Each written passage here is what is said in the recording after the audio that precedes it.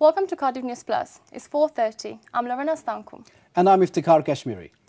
Policymakers, NGOs and housing providers have met for the annual housing conference in Cardiff.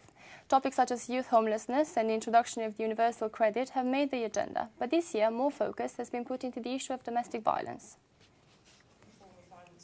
2 women are killed every week by their partner in England and Wales. Access to a safe house is one of the main concerns in tackling domestic abuse, but the demand for social housing has been exceeding the supply, with 10,000 people currently waiting on the common list.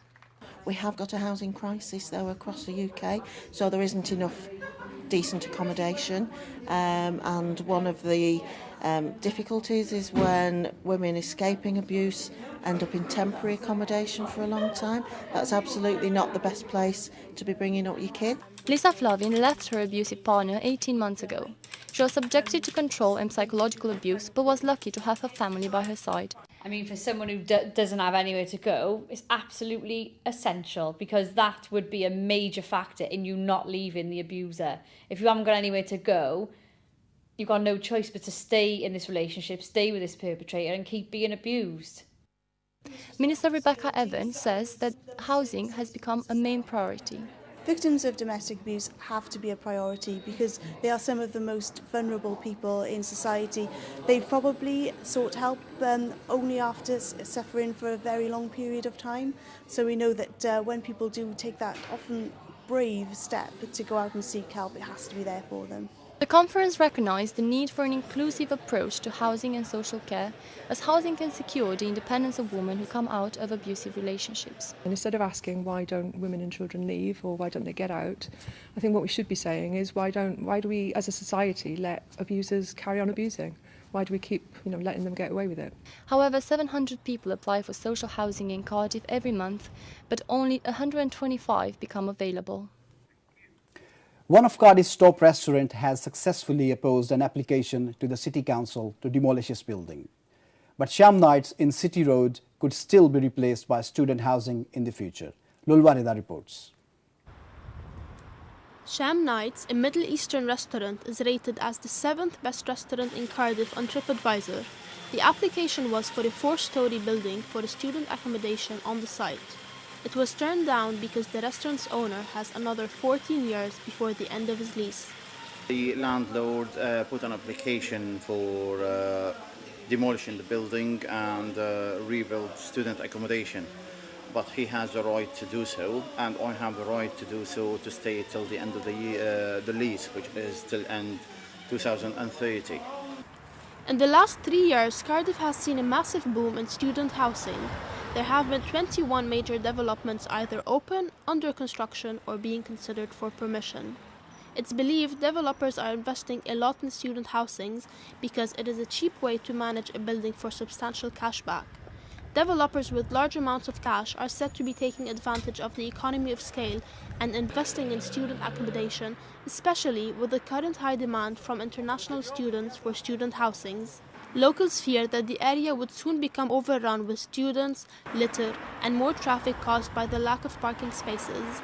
Students of all people, the hope for the future, to take care of the environment, are behaving in such an irresponsible way. It's really distressing a lot of people.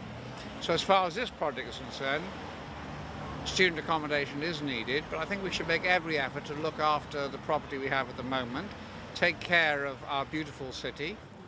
I think we have had enough of student accommodation. If they demolish the restaurant, it would take away an option. We need a variety of restaurants here. I was really shocked when I heard that this restaurant would close. I think he is one of the only few restaurants that present Middle Eastern food properly. I think it's a bad idea to have lots of student accommodation there. City Road is very known about its diverse restaurant and multinational restaurant. We asked Cardiff Council why they are approving a great number of student housings. They gave us a statement saying that all cities experience changes in market conditions and wider economic factors as time progresses. And these are often reflected in the way the use of buildings change over time. All commercial developments by the private sector are market-led and based on their own commercial assumptions.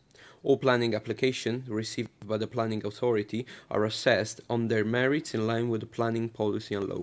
The planning system allows buildings to change in use through subsequent planning application at a later date, and student accommodation can be adapted to other uses. Developers continue to target Cardiff city centre with student accommodations, but there are fears that Brexit might impact the number of international students coming into the UK, which might affect the business of student housing that some developers rely on the most today. The annual Welsh Business Show was held in Cardiff today with nearly 600 delegates attending. This show is an opportunity for people who run businesses in Wales to show off their products and connect with others. Iftikhar Kashmiri reports. The event took place at Cardiff City Stadium. People from all over Wales came along to take part. The businesses ranged from banks and insurance companies to media companies. There were a series of seminars covering subjects such as marketing, sales, and even business stress. The organizers say the event is essential. I attended and exhibited some exhibitions back in 2008 and 2009 with my telecoms company, and like most entrepreneurs I thought I could do bigger and better than any of the exhibitions that I had attended. 10 years ago there were only 2 exhibitions in Wales, and they were very overpriced and underperforming.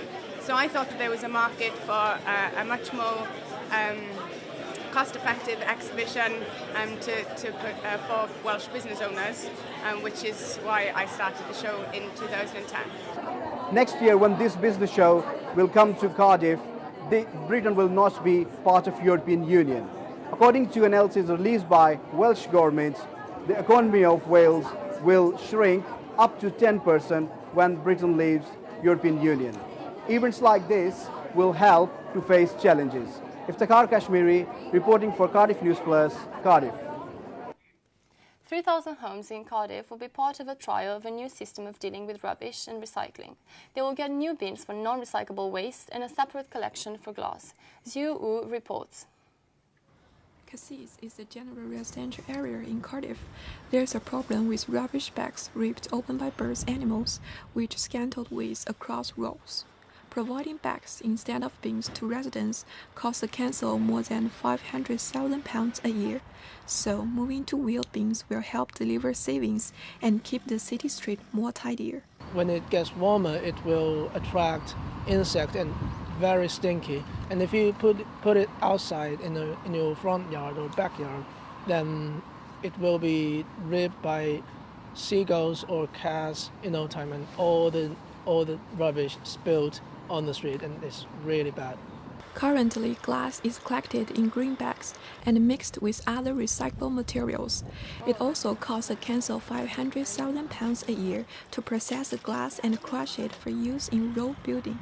People who live in this city seem interested in how the rubbish will be recycled after they throw it into bins. After picking the garbage, what exactly is done to the garbage, that we are not very much aware. So I think authority who is behind this, if they put up notices and they make people aware of what exactly happens after that, it would be really good.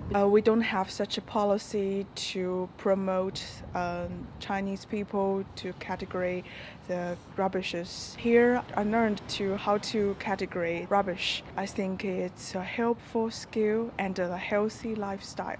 Staff at householder waste recycling centers would set up education stations to help people recycle as much as they can from the general waste. A new recycling strategy is being drafted by the City Council to meet Welsh Government's target. Besides, the Council will also introduce a new separate collection service for glass. Cardiff has the best recycling rate of the UK's core cities. So, is there any chance for this city to become one of the leading cities in the world of recycling? It needs more time to answer. This is Yu Zhang for Cardiff News Plus. Almost 20% of pensioners in Wales are facing poverty, according to new figures provided by Welsh Government. Many of them are also pet owners and are often struggling to feed them. An organisation has started up a food bank in Cardiff to help with this issue. Teresa Rodgeru reports. All this food has been donated to the French Bulldog Saviors, a charity which aims to help elderly people and vulnerable adults who have their animals as only companion and can't afford to feed them anymore. We tried to do it for the over 65s. We found out a lot of older people with their older dogs, they were having the heating or eating issue, and they were feeding their dogs first, or they were giving up their dogs, and the dogs were sitting in a dog pound for too long, which is unfair on the older dogs. Everyone wants a puppy, so rather than separate people from their companions, we hoped if we could give them some food, hopefully they could hold on to their beloved pets. The food bank in Ely just started this week and they hope to attract more people as word gets round. Also, a vet charity is in attendance to give animals a free full health check by qualified nurses. I think it's brilliant. This is the people can be able to walk in, and if they can't feed their pets, they'll be given some food. From my first impressions when I've walked in today, it's very good, and I'm hoping to go over there and get more help. In this food bank for pets, everyone is welcome, not just to sit and chat, but also to have some assistance and advice in a relaxed atmosphere. So far, this is the only food bank for pets in Cardiff, which will run every Tuesday afternoon at the Dusty Forge Community Centre. That's all for now. You can follow us on Twitter. We are at Cardiff News Plus. From all of us at Cardiff News Plus, goodbye.